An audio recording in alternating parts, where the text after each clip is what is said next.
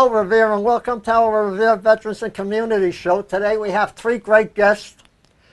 They're all veterans, some of the military, some of the community, and I'd like to start with the introduction. First, I would like to introduce Paul Cardello, a former sergeant on the U.S. Air Force for 4 years. Paul, welcome to the Revere Veterans and Community Show. Thank you very much. The one in the middle over here is Nick Brewer of the Veteran Service Agent for the City of Revere. Nick, thank you for coming on our show. And of course, everyone knows Buddy Mangini, the parade producer for the 2015 Columbus State Parade for the City of Revere. Buddy, thank you for coming on our show. Thank you very much for the kind invitation, Morris. It's an honor to have you three gentlemen here. Before we start, there's something I would like to read for the iPods. It's called Our Mission Statement that was handed to me, and I think the people out there should know about it. Yes. So I will read it.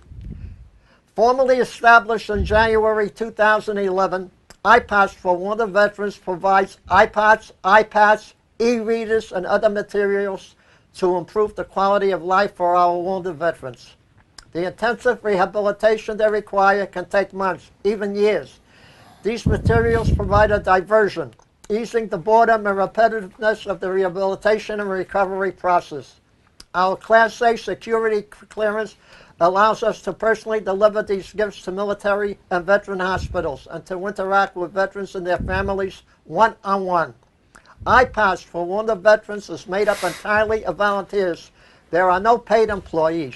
80% of all funds raised goes directly to the wounded veterans, with the only expenditures being those necessary to travel to and from the Walter Reed National Military Medical Center and other military and veterans hospitals. And now I would like to go back to my friend, Mr. Paul Cardello, who received a letter from the Navy. Paul, take it over. All right, I have an acknowledgement letter that I want to read to our audience out there. It's from the Department of Navy, addressed to iPods Wounded Veterans. Dear Mr. Cardello, thank you for the donation of iPods to our wounded warriors at the National Naval Medical Center. Your generous gift will contribute immensely to the morale and entertainment of our wounded warriors and their family. Again, thank you for your generosity and goodwill, but most of all for your support of our brave men and women who serve this great nation. Thank you. Your generosity helps change lives. Signed by M.L. Nathan, Rear Admiral, Medical Corps, U.S. Navy Commander. And that's our signature moment. We only have one of these to be recognized by a Rear Admiral. And we've made a tremendous impact for our injured veterans. And I'm here today to talk about injured Massachusetts, Afghani, and Iraq veterans. We're on this awareness campaign about trying to help our injured veterans from Massachusetts. And I'm just happy to be in Revere. And I had a meeting with Nick Brewer, and I wouldn't even be here. Let's get to the, we'll call him Mr. Parade here. And Buddy, who saw me in the Charlestown Parade and gave an envelope, and one thing led to another, and that's why I'm here. So, Buddy, why don't you talk about how we connected in Charlestown? Okay. Thank you, Paul. Well, this past, actually last month in June was the traditional Charlestown parade, and I usually go to different parades and scout around and see pick up different things for our parade over here in Revere. And this year I was chosen by the mayor to lead the Columbus Day Parade over here in Revere, which is an honor, and I thank you. Of course, 2 years ago I worked very closely with the Veteran Service Agent here, Nick Brewer, sitting next to me here. And we've worked many other parades in East Boston and Revere. As the parade was coming along, I'm watching it, and I've got my application forms and everything else, and coming down the hill, I'm seeing this veterans group coming down, so I says, oh, this looks very interesting. I said, something I haven't seen before. So I walked over to this fine gentleman, Paul, in the parade, and I introduced myself to him and I said, would you be interested perhaps in participating in the Revere Columbus Day Parade, which will be this year on Monday the 12th of October?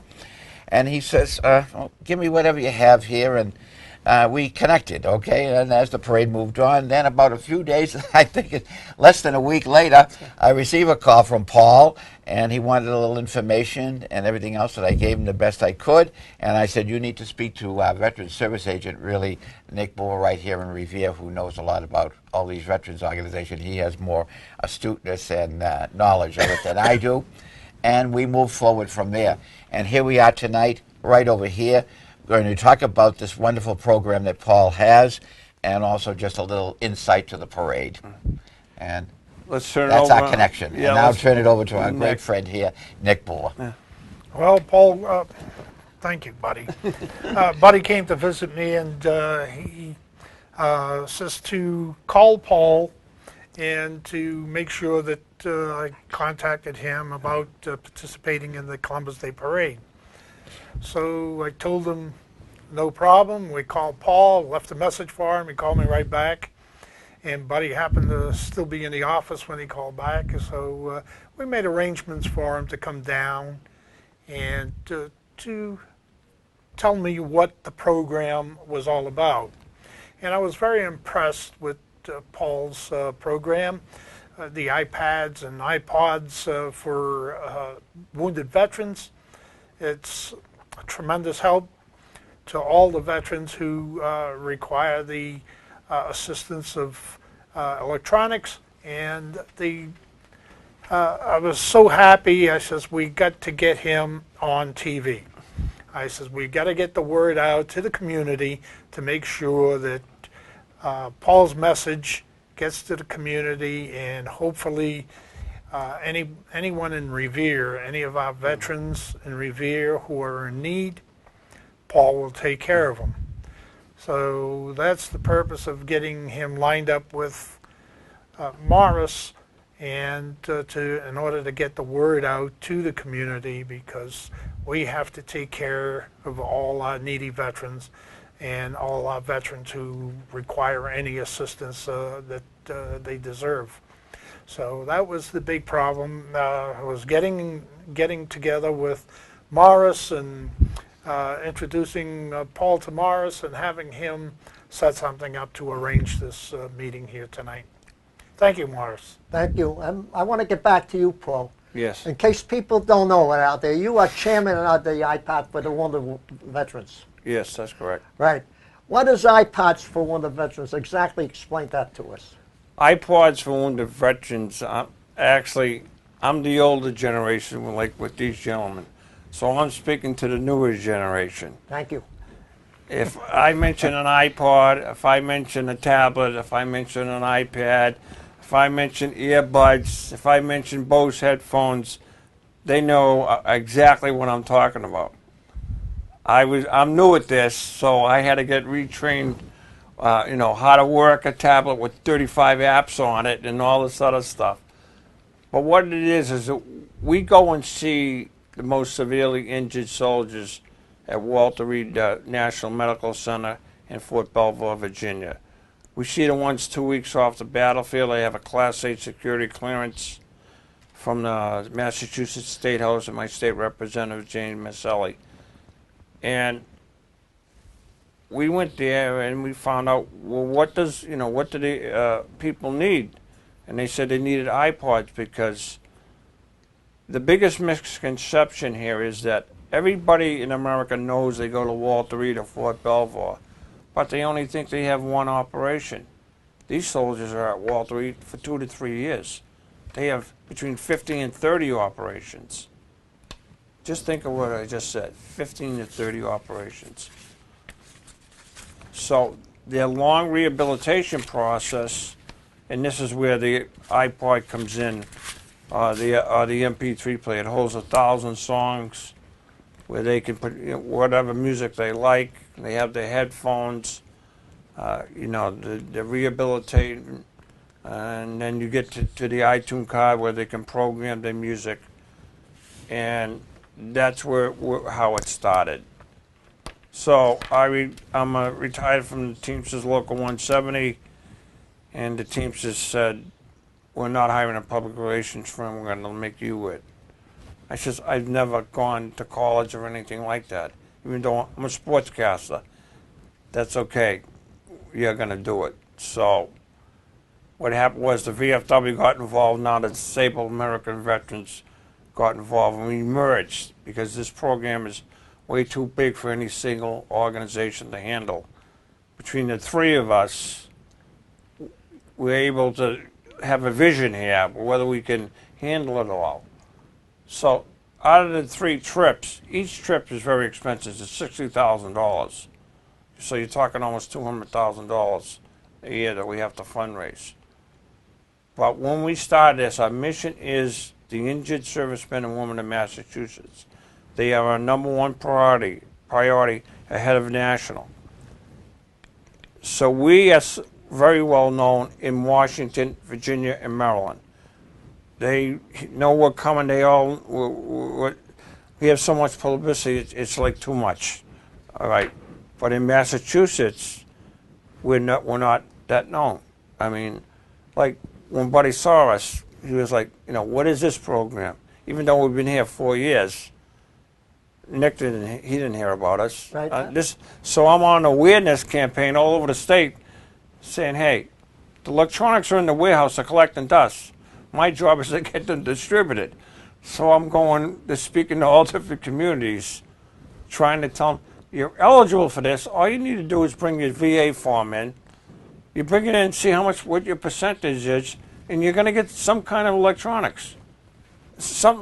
Everybody's going to get something because you're from Massachusetts. I can't stress that enough. Is that just for wounded veterans or any veterans? No, this is just for wounded veterans. But there's different qualifications now.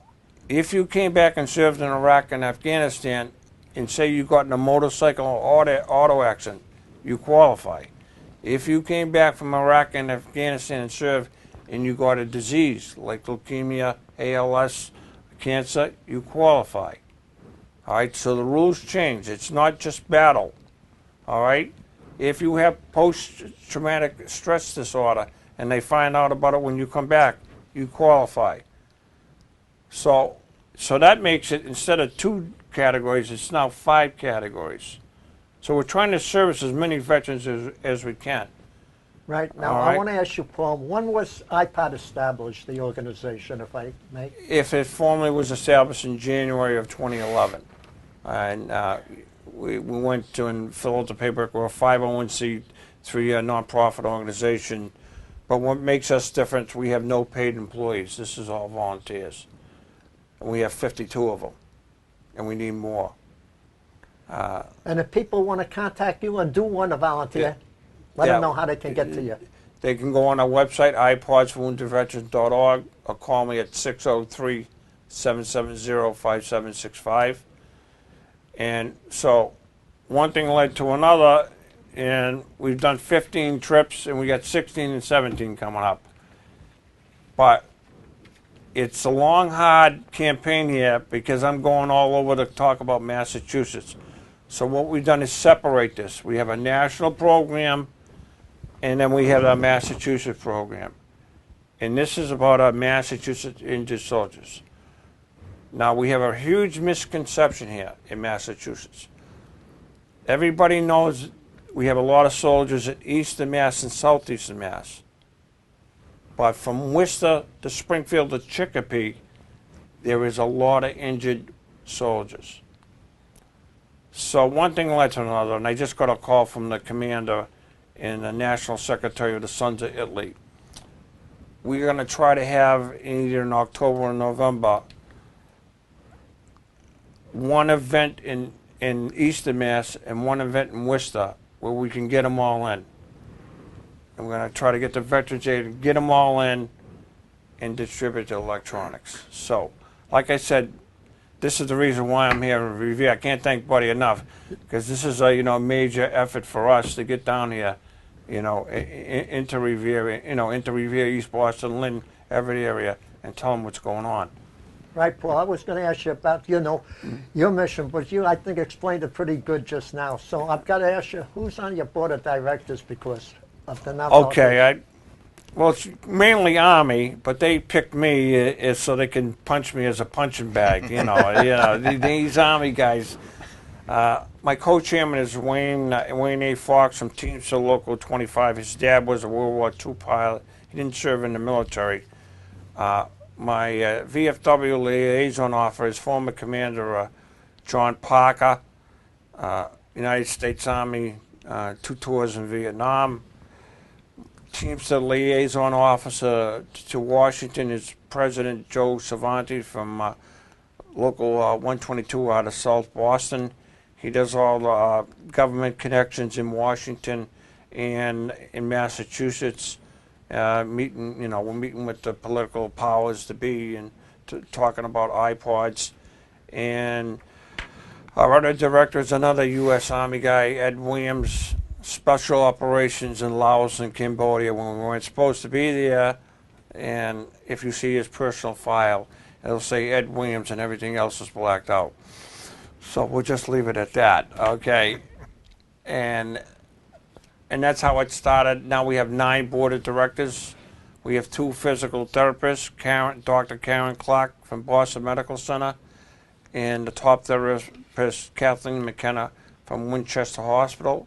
They go and see about these injured soldiers. They're very astute about rehabilitation, long-term care, and what it means to them. So this is very personal to these 2 medical people. And they're going to be making their 5th trip in September. Our other board of directors, Elena Barbera, she's from a military family. She does graphic designs. She's the president and CEO of Worthy Word Writing, a graduate of Boston University. And our final director is our business manager, Larry Hall, president and principal officer of Sagrief Hall Insurance. All our board of directors have been there. And once they saw how severe it was, they all came back and said we were not doing enough. And that's what fuels the engine. I'd like to ask you a couple of questions, Paul. I see you do have a couple of posters here. Right. There's a gentleman's picture there, and one right behind Revere, Veteran Service Commissioner Nick Buller. Could you just give us a little history on Okay, the poster over next to Buddy is the very first soldier. Our first trip to Walter Reed, it was the old Walter Reed. It was hot. It was 95, and the humidity was insane.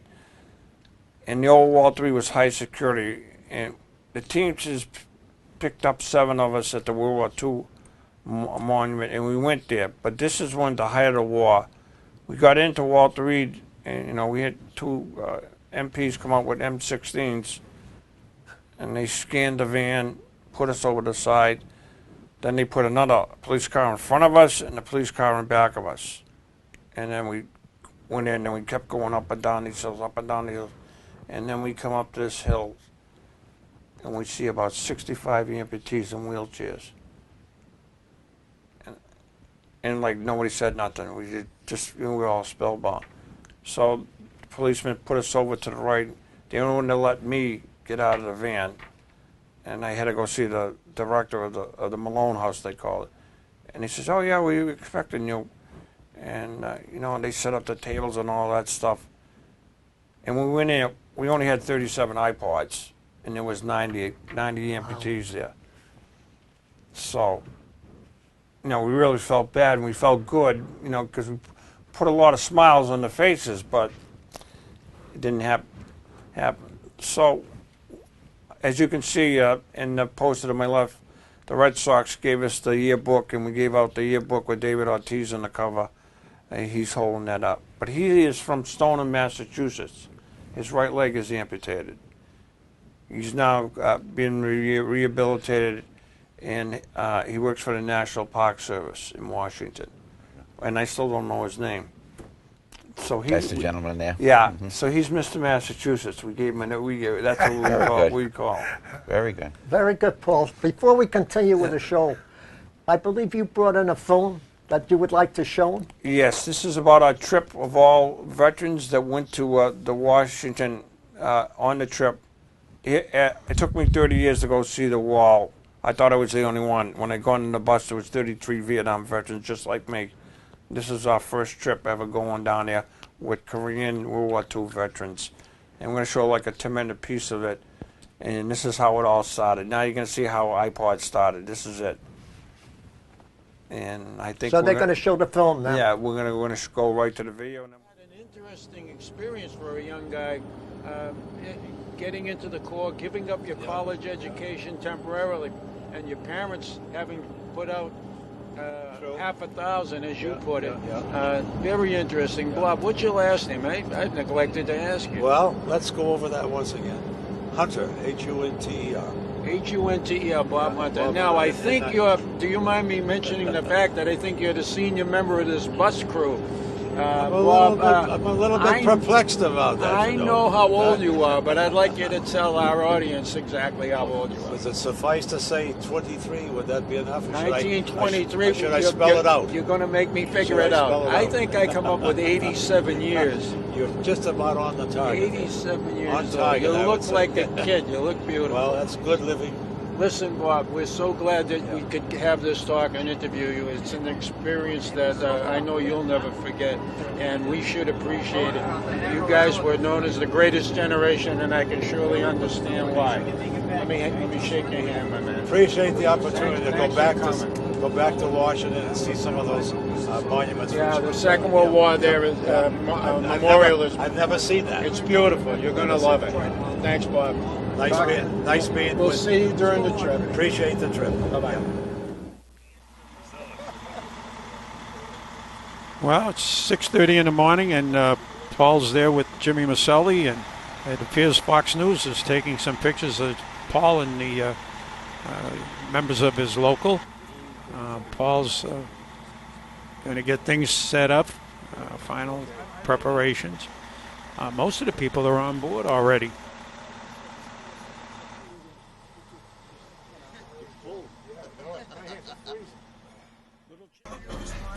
He's 87 years old. He's determined to go, and as you can see, nothing's going to stop him. The funny thing about this trip is that I was surprised that most of the guys and women on the trip had never been to Washington, or if they had, it's been many, many years, and they were really looking forward to it. It made the trip that much nicer for me, being able to show some of these guys things they hadn't seen before.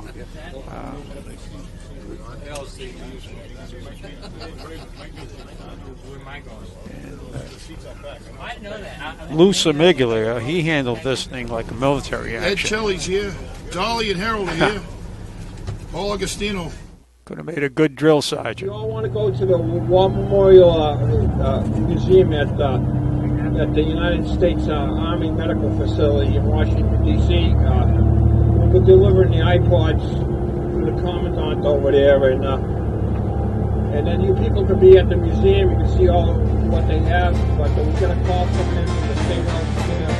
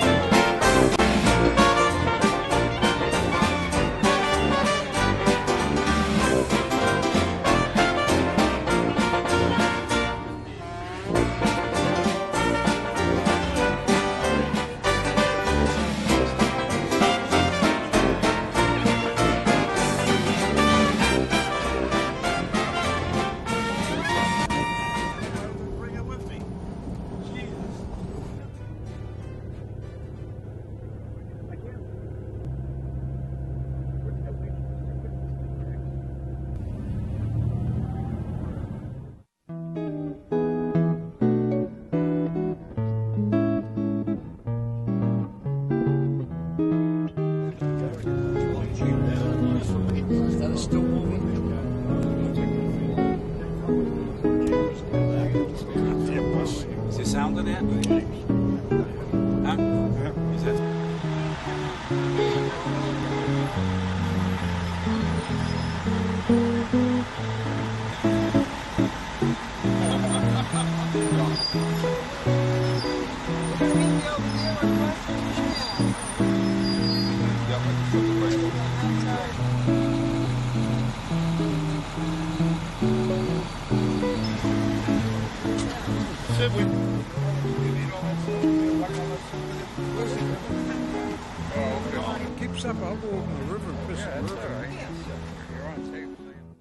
Anybody that has the opportunity to come down here and go on one of these trips, to jump on it, because you're going to be different from the time you came to the time you leave in a short period of 3 days, it's overwhelming, and I'm so happy that I brought my son with me, and I could explain a little bit to him, although he was aware of what was going on and everything. But I was really pleased with his reaction. Like all the rest of them, it was pretty moving. Although I would imagine somewhere over there is one for the nurses and the women that serve, and we never got a chance to see that. I would have liked to have seen that, but. For all the guys that served in Vietnam, I'm sure that they're proud of that statue.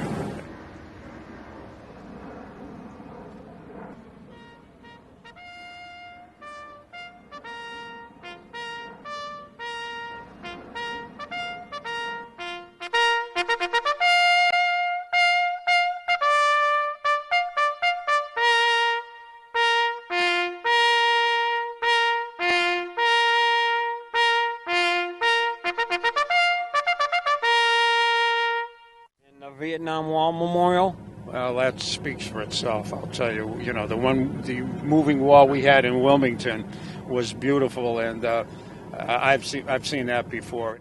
People didn't understand how poignant that would be just to see those names. My son's been wanting to take me to the Vietnam Wall for many years, and I've been holding it off, and finally I got the opportunity to go, and I'm glad I did, because this trip has been overwhelming for me.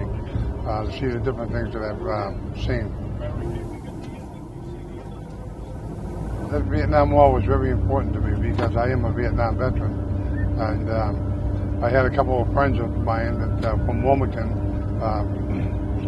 Richie Welch and John Fulton, that I went to school with, and I also was in Boy Scouts with, and they were both killed in Vietnam, and it meant a lot to me to see their name on the wall to pay tribute to them.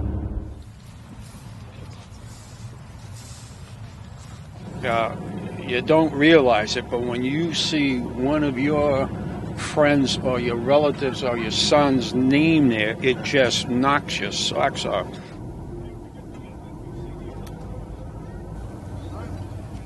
You see some people who are just touching the wall, and others are making etchings, and there are others who are just standing there and staring and watching.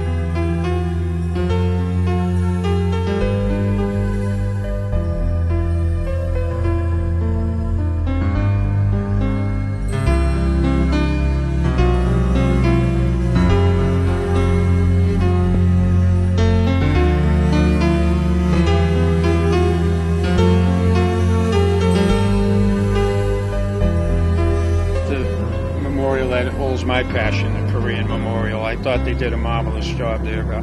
They have the statues are all made out of stainless steel, and it I think it looks like a platoon on a route march. They're all wearing their ponchos. They got their rifles underslung.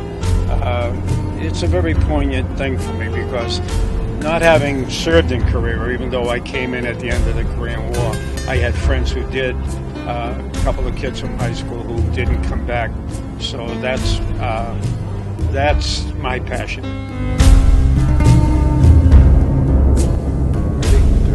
I hope you people enjoyed watching the video. Now I want to get back to my friend Paul here. Paul, what hospitals did you visit in Washington and in Maryland?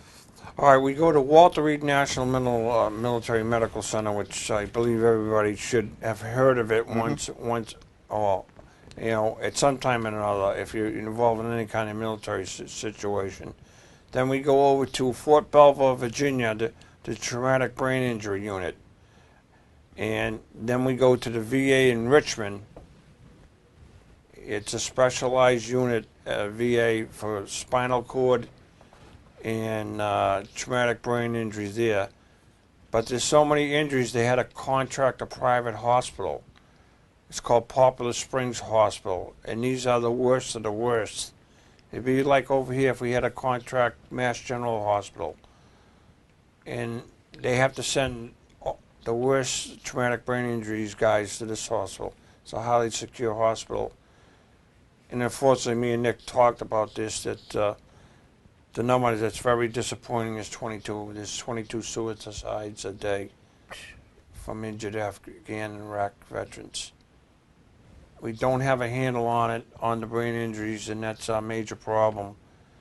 And it leads into depression, suicidal thoughts.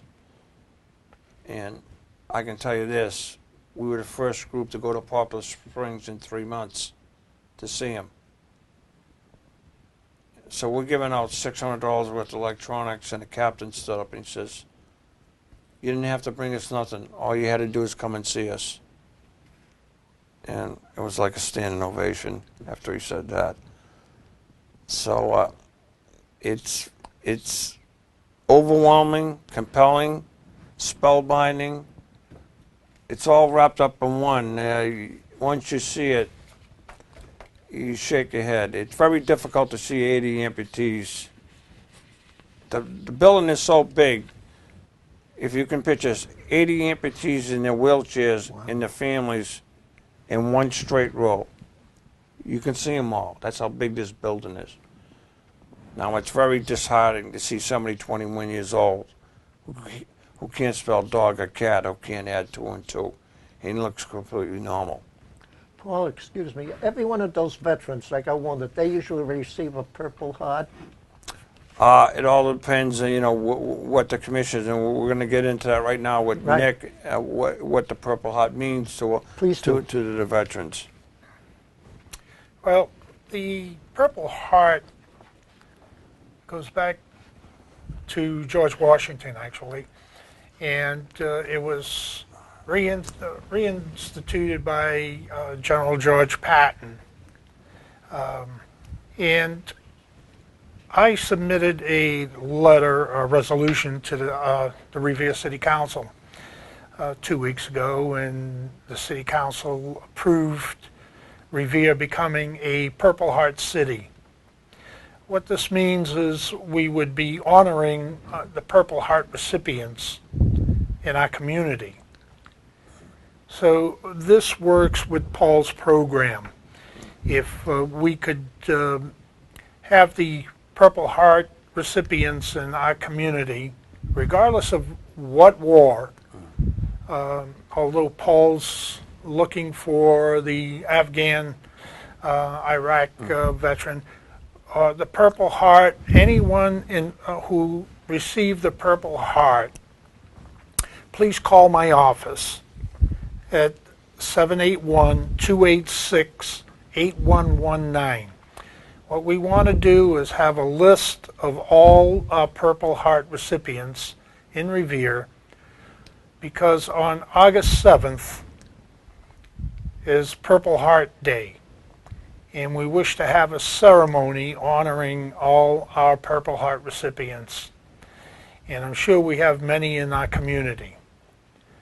I know we have Korean, World War II, Korean, Vietnam, and the Gulf Wars.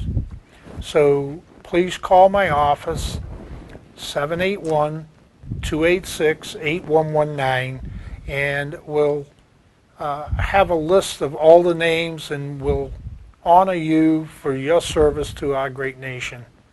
So this is what we're going to be doing, and Paul's going to be having a float in our Columbus Day Parade, which Buddy will be talking about, and we wish to have some Purple Heart recipients to ride on the float. It's very important that all Purple Heart recipients get the proper honor that you deserve. And you served your country, you helped us out, you were always there for us, so we are trying to reciprocate by being there for you. Now, for our Columbus Day Parade, it'll be a great thing for our community to see you all. All right, thank you, Nick. And by the way, for the Columbus Day Parade, for you people out there who are watching the show, they'll be having the shirt, I believe, sale for the Columbus Day Parade. So the money will be going to the iPods for the World Veterans Warriors. So make sure that you pick up a shirt on Columbus Day. And I want to get back to you, Paul. How many trips a year do you make to Washington, D.C.? We make three trips a year. April, or the first week of May, October, or the last week of September, and then December 7th weekend, which we've turned into their Christmas weekend. Because when we notify them we're coming in early and they get as many injured veterans there, they bring them in from all over, the outpatient veterans, and then they all come. And that's usually our biggest one. We usually have between 100 and 150 injured veterans. Wow, that's quite a lot. In December trip. Yeah, this last trip, because we did 4 hospitals, was 155. We had 7 from Massachusetts. So it's a special bond when we see Massachusetts guys. And we do things that other groups don't do. We get permission to go into a highly secure hospital ward at 8 o'clock at night, which is unheard of because of the security situation.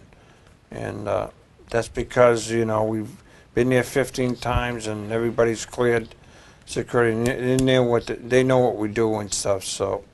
So every one of your organization actually has a security clearance. Yeah, well, everybody that has to go to the hospital has to have a Class A security clearance.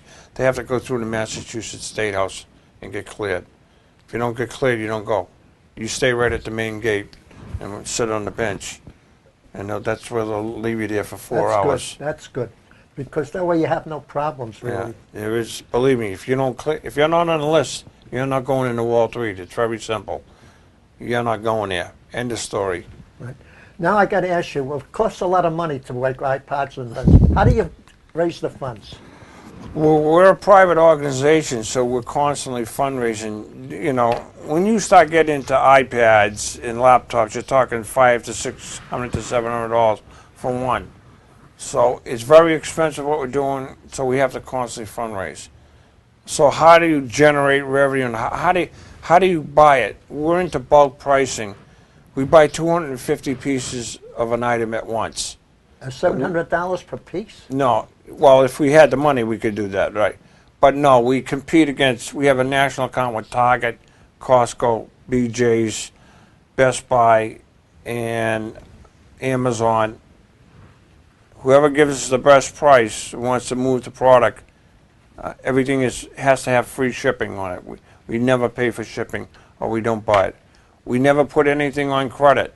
Everything, we have to have the money in the bank, or we don't buy it. All right. So the money has to be constantly in the bank account. That means if we have to refuse, whatever it is, a laptop or something, we won't buy it. If we don't have the money account, we're not buying it. Okay. My next question to you was, you have a soldiers program, I believe. Yeah. Exactly what is it? It's called a Dear Soldier program. Well, the school letters are written. It goes from preschool, from 3 years old. What can a 3-year-old do? They paint their hands in red, white, and blue. They stick their hands on the poster, and they write Dear Soldier, and they write the school at the bottom of it. And they hang, and the soldiers love them. They hang it up in the room. So then we go all the way up to the Honor Roll Society in high school, and they write, some outstanding letters. And we have an award program called the Dear Soldier Merit Lighting Award, a Merit Letter Award, and they compete for that. And the winner gets Bose audio equipment. which I think that both of us would like to Yeah. win myself, because I give it out and I get jealous every time I give it out. But it's an amazing program. Just briefly on this, I just want to thank. We just issued a press release, but it hasn't been issued yet. I'm just going to read the awards.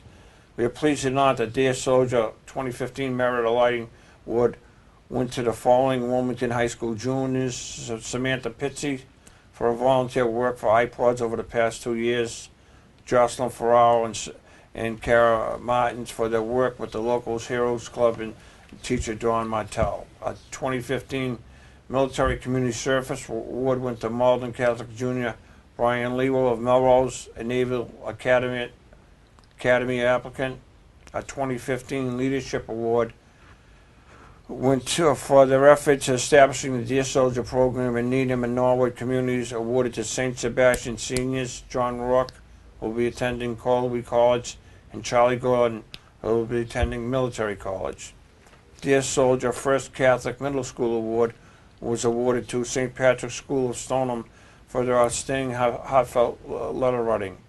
And special thanks go to North Middlesex Regional High School and Stephanie Anderson for establishing the Dear Soldier program in Townsend, Massachusetts. iPods Wounded Veterans greatly appreciate the community support. Commend all the awards recipient.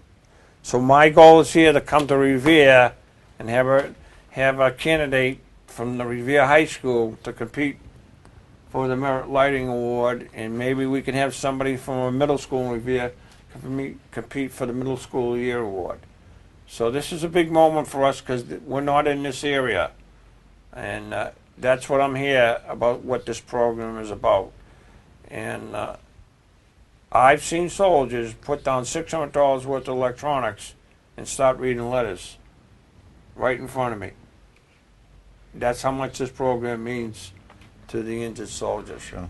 So it's very important. It's a partnership with the school administrations, the superintendents of schools, the English department, and everybody in social studies about communicating with the injured veterans that are in the hospitals, and it means a lot.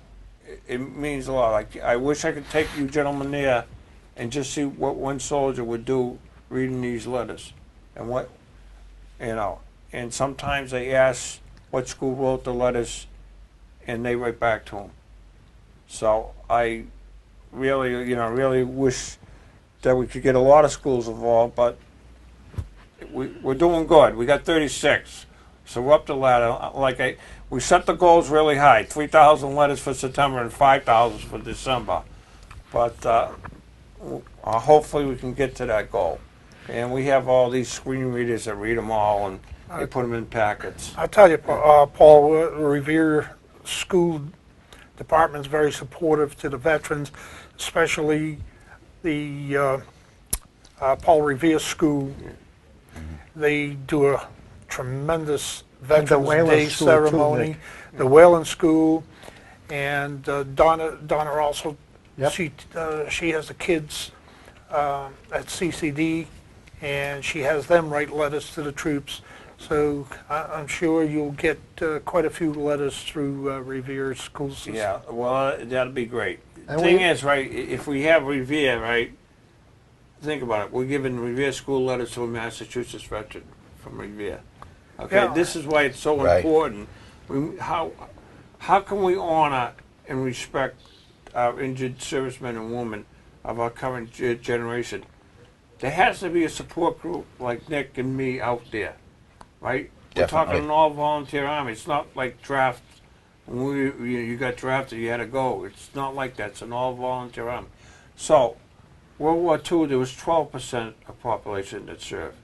Vietnam, 5%. This is 0.5% that is protecting this country. 1/2 of 1%? Yeah. And it's a volunteer army too, by the way. It's not a drafted army. We have 342 million people, so it's still a lot of people, but it's not like World War II in Vietnam. So that's where we're at. It's a passion for our board of directors because they know how serious the situation is. And let me explain to you. We have professional people. We're talking lawyers, bankers that are involved. To the janitors in high school, to mom and pop stores who donate the 5-cent can donation, which an iPod costs $50, and they go out and buy iPods.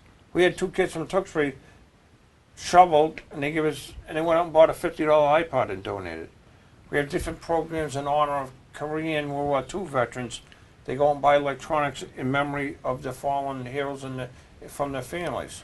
We have all kinds of different things like that, but it's if you want to help an injured serviceman and woman, especially from Massachusetts, I don't think of a better program than what we're serving. But look, we've been in Charlestown. It's very difficult to be in the Charlestown parade. Believe me, and we're an outside group. They come looking for us every year. We've been there 4 straight years. We're the unofficial charity of the Charlestown parade. So we're going to try to come in here and raise money. We'll have buckets. We're going to give out flag pans and ask the people of Revere to donate. And we'll try to have a stand here and sell T-shirts and get the word out. This is a huge awareness problem, but we really want to concentrate in this area because we know that we have a lot of veterans in this area. And he's got a difficult job because parades. There's a lot of problems with parades. Believe me. Paul, can I interrupt you for 1 minute? You talk about veterans in this area. Yeah. You haven't met a gentleman, or maybe you have. We have one at the senior center. He's going to be 102 years old. Oh. You've been around quite a bit in the country. Yeah. You've been to 36 schools, I believe you said. Yeah. Have you, the oldest veteran that you have met, age-wise? Let us know what it would be 93. That's the oldest that you've met. And we have one, 102, Mr. Sal Santoro, who's a World War II veteran. Well, the Mr. Sal Santoro qualifies. We just got a call from New Orleans, the World War II Museum. They're sending a writer up to New England to do stories on World War II veterans. And I believe the writer's name is Dan Gillespie. And I need that person's phone number because I think he wants to do an interview with him. So we just got a call 24 hours ago, and that's a perfect segue into that. So he's looking to do World War II veteran stories, and he's writing a book. He's a national historian on World War II. Excellent. So that's it. But let's get to Buddy. Buddy, listen, if you don't know about parades, everything looks good on paper, but come parade time, look out for the curveball because it's coming. You don't know what part of the parade it's coming, but it's coming. You know it's coming, but where it's coming, you don't know. Somebody's car may break down. I got a question for these 2 gentlemen right there, Buddy and Nick. Last year, the parade was held in East Boston. If I believe my memory, when you get my age, I get a little senile. Was Francisco Urena was the marshal? Was the chief marshal. Yeah. Who is it going to be this year, if I may ask you?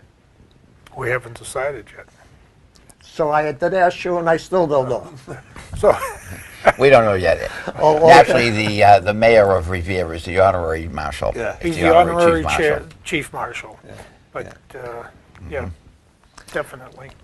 So, like I said, this is we want it to be a real positive experience, and recognize these veterans. We can't push them aside. I can't emphasize that enough. They went out and they defended this country in the worst battles that we know. As you know from news report, ISIS is here to stay, and they're very well funded. So, fortunately, what I think Nick and I know is going to happen, boots are going back on the ground at some point in the future. So this is 14 years into this war, and it's ongoing. This is not 5 years World War II or Korea yet. No. You know why, Paul? I'm going to get criticized for this, but I don't care. The truth is the truth. In World War II, we didn't worry about collateral damage. We bombed Germany into the ground. Yeah. This is what we're going to have to do with ISIS. We're going to have to bomb into the ground. If they run into a civilian house and shoot at our troops, we got to hit them, even if there's a family in there. I know it isn't good, but it would be up to that family to get them out. We didn't worry about whether we killed 100 or 200 or civilians. We bombed Germany into the ground, and the war ended because of that. We dropped the atomic bomb on Japan, and we saved 1 million American lives. If we had only saved one, it would have been worth it. And we'll never win a war the way we're fighting this war. No. Well, this is like sectionalized. It's not. No, we're fighting it, then we're not fighting it. So I just don't. We got to get our handle on it. We got to get the mission straight Right. out. That's In what other we gotta words, do. don't shoot at me. I won't shoot at you if you don't shoot at me, but you fire the first shot at me, it might be the last shot I'll ever get. Yeah. Well, Go ahead, Nick. getting back to, well, you're right 100% to both of you, but we got to be thinking about Revere and making Revere a better place. And what makes Revere a better place is Buddy Mangini doing a parade coordinating. Is very, very difficult. When I was the chairman of the committee 2 years ago, it's a difficult project. So Buddy is instrumental to getting all the bands, calling them, negotiating with them. A very, very difficult job. And we pulled off a great parade 2 years ago. And this year, with Paul included in the parade, it'll be even better this year. And Paul, I got to ask you a question then, if I may. There are a lot of veterans that would like to go to the parade. Will they be able to travel in autos like we did last year? You know. Well, we hope to have a lot of military vehicles in that, and we would put our veterans in them. Right, especially the ones that have a hard time. That's walking. right. that's I the know we problem have is getting them in, getting the vehicles. is the vehicles. I know we have Richie Duval from Winthrop. He has some military vehicles, and he's volunteered to have them in the parade, and we'll put as many veterans up there as we can. But this year, I don't mean to interrupt, this year what our theme of the parade is a salute to our servicemen and veterans all across, a thank you to them. So we need nice. all veterans organizations, veterans themselves, active units to participate in the parade. You will all be leading the parade in Division 1. That is the spot that you have I in would the like parade. to thank the gentleman, if I may. Nobody's ever thanked him. There was a dentist still in Revere. I believe his name is Cardello. Dr. Cataldo, right? Dr. Cataldo. I had the honor of riding in his vehicle. And Dr. Cataldo, I never said thank you to you, but I'm saying it now. Thank you 1,000,000 times over for what you did for us. And what you do for the veterans. And hopefully he'll be there so you can ride in the parade I this would year. love to. Yep, again. As an honor. I want to get back to my friend Paul here. We got about 6 minutes left. When we get down to about 4, I'm going to give each one of you gentlemen 1.5 minutes to wrap it up. But Paul, you did say you want volunteers for the media relations. Right. Expand on that. Oh, we're looking for volunteers to work with radio, TV, and print media to do stories on veterans and give them in the print media. Broadcast news partners, Entercom Radio, which is WEI, WRKO, WAAF, and if you're looking into calls to work in print media, this will be an internship with great experience for you. Very good. And my final question to you is community service military programs. Could you elaborate on that? If you're a high school sophomore, junior, or senior looking to go to the service academy and do community service for us, we will write a letter of recommendation for you to the academy for your application to go along with your application. And it'll be approved by the board of directors. And that's where Brian Leo came in for the Naval Academy. He needs 5 letters written, and we're one of them. Good. Now, we got about 5 minutes left, so we're going to start cutting down on it. So, Nick, since you are the Revere Veteran Service, you will be the last one to get the most time, Paul. So No, I don't know. These guys, let's So you take 1.5 minutes, Nick, and... I spoke my piece now. It's time for these guys. Go ahead. Put me under a lot of pressure here. Yeah. That's what I'm here for. That's what I'm here for. Well, just to reiterate what was said earlier, the Revere Veteran Services, we get a tremendous amount of support from the mayor, from the city council. City council's always there and supporting us. And any veterans activities that are going on this summer, we're having a bocce tournament. It's bocce on the beach. It's the funds, monies raised will go to restoring the Rumney Marsh Burial Ground. That'll be on the 22nd of August. Nick, excuse me, would you tell the people that have never been to the Rumney Marsh Burial Ground exactly where it's at? Sure. The Rumney Marsh Burial Ground is located on Butler Street. And we went to plant the flags on Memorial Day and with Counselor Ira Novoselsky and Jeff Perlman, and the cemetery was in deplorable condition, so we formed a committee. We have 10 or 12 people now on the committee, and they're doing a tremendous job. We've had a new sign, we've had the gate repaired, we've had the wall repaired, new walk. We've had the cannonball display rebuilt, and we've done an awful lot of work, and we continue doing the work and to improve the cemetery to the dignity that all those buried there will deserve. And we're very, very happy with the response that we're receiving from the Neighborhood Health Center. They're a large sponsor, and we're very happy to have them aboard. Right. So. Thank you, Nick. Buddy, take a minute and a half and wrap it up, but I would like to get you back to do the Columbus Day show. And I want to thank you for introducing me to your friend, remember? Sherry, right. Yeah. Okay. Thank you, Morris, and thank you for allowing me to be here tonight. As I said, our theme this year is going to be a salute to our servicemen and veterans all across.